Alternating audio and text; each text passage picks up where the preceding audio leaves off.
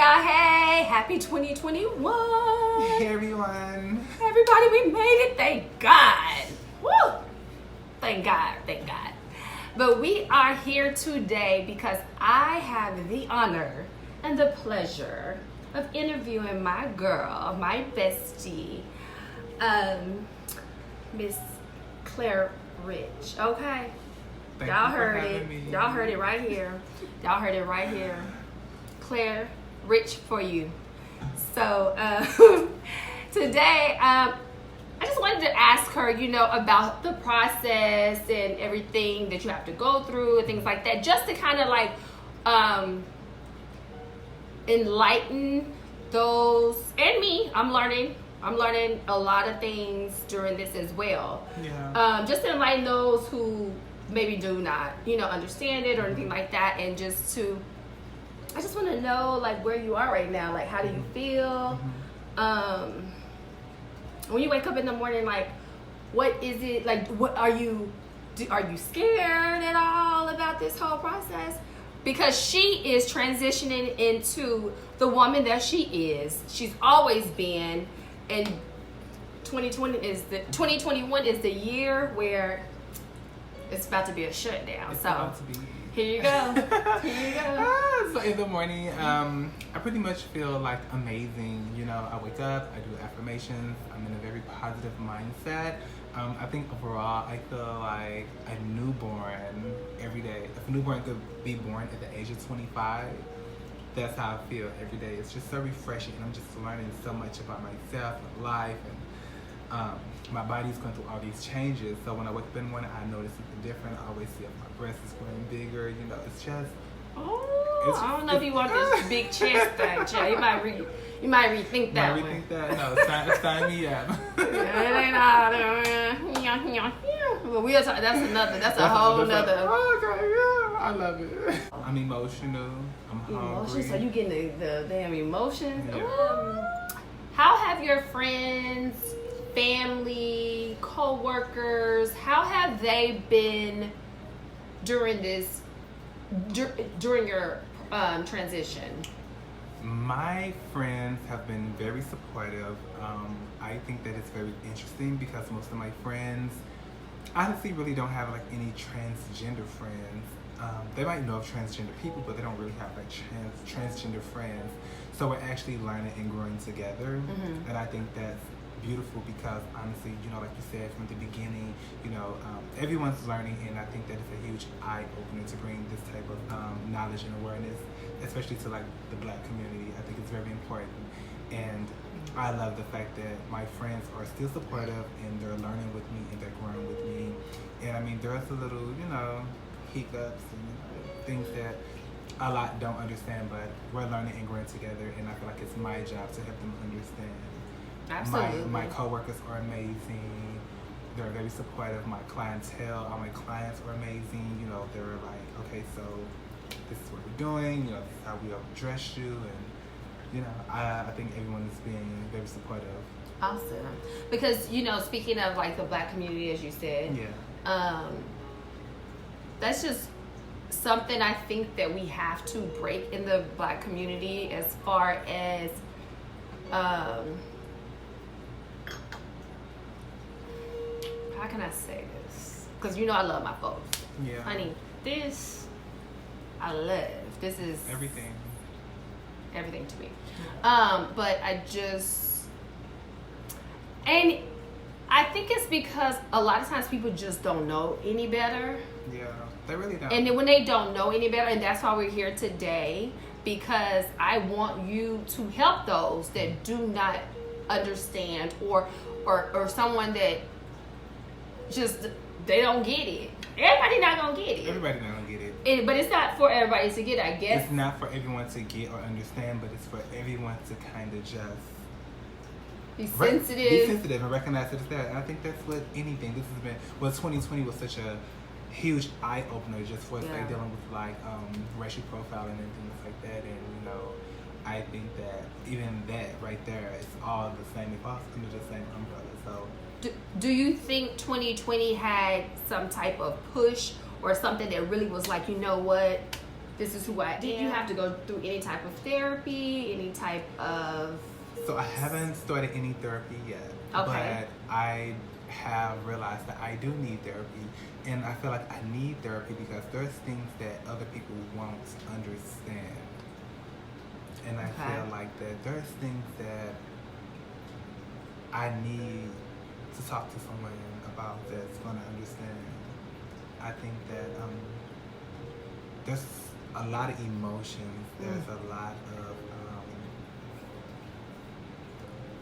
relationship issues. And when I say relationship issues, I just mean that I need for someone to help me understand that I'm not just being too hard on people or,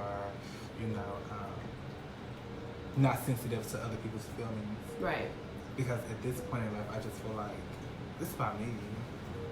And it's not to be arrogant, it's not to be like, none of that. It just feel like sometimes you just give so much of yourself to other people.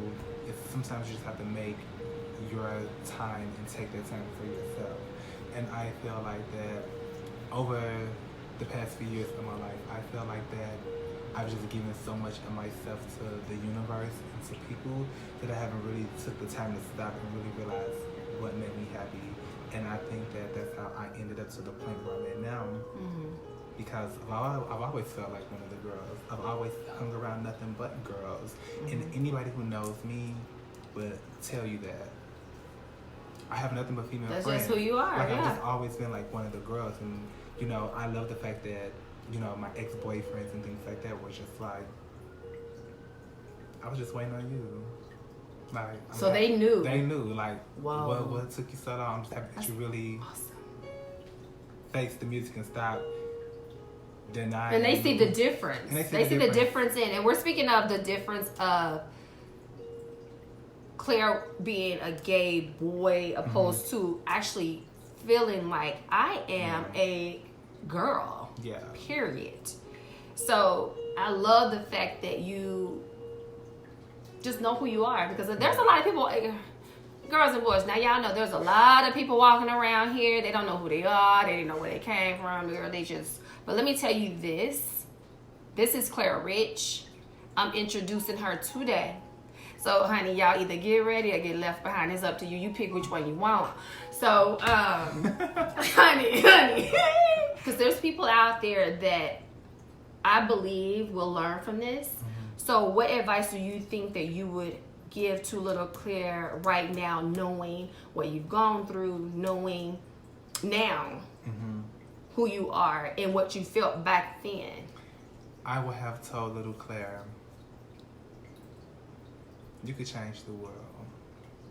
I think little Claire was amazing, and I would tell little Claire that no matter what they think of you, you're gonna set the standard. You're gonna set the tone.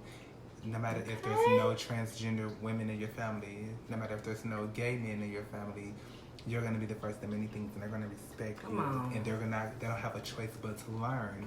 And if they don't learn, then they'll lose out. And if they lose out, then that's their choice, not choice. And they're lost. Because if you decide to be who you really are, people are either gonna respect it or they're not gonna respect it. But your life is still gonna go on. So why would you live a life and not be who you truly are when everyone else is doing what they really want to do?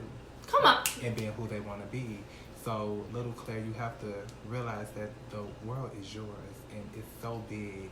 And you could be from a small town, you could be from a shoebox, you could be from outer space, but there's so many different places in the world. There's so many different people, and guess what? No matter how different you think you are, there's somebody out there that's going to really, truly understand who you are as a person, and they're going to build their relationship with you. And that's with anyone in life. When you look at your life and you look at your friends, these are people that you don't know, that you ran into in life and you met them. And guess what? You guys just happen to click and have things in common. I love it. I love it. Girl, you just, you gave me the word today, girl. Girls and boys, she got it right. Ooh, honey, that was, honey. Child, even love it. Like, during all of this, has anyone, like, been your inspiration? Is there anyone out there that you admire that is transgender, that you look up to or you follow? I think that Amaya Scott is beautiful, and I think that Amaya Scott is like a great trans woman, and I've met Amaya Scott and hung out with her, and that's my sis. I think Amaya Scott is amazing. I think Janet Mock, which we talked about Janet Mock. I think Janet Mock is amazing. How she carries herself. I love how she just takes the world. She's one of those girls where like being a woman living the trans experience doesn't stop her from having a great career and, you know, being successful. Love it. And I love my good sis Chanel, you know, my girl Chanel. I think Chanel is amazing. Shout out to my sis Chanel. I think that just the women who just work hard, no matter trans or, you know, just regular women. I think that I just love women who just are about like just being a great and being amazing and being about unity and sisterhood and just peaceful and spreading positivity into the world. So I love all of that. And hopefully one day I could be that to the younger girls or girls my age or my friends or whoever. I could be that good girlfriend. That's wonderful. Yeah. I love all of that. I love the whole empowering each other. How has the dating life been for you, child? That is what I need to know right now.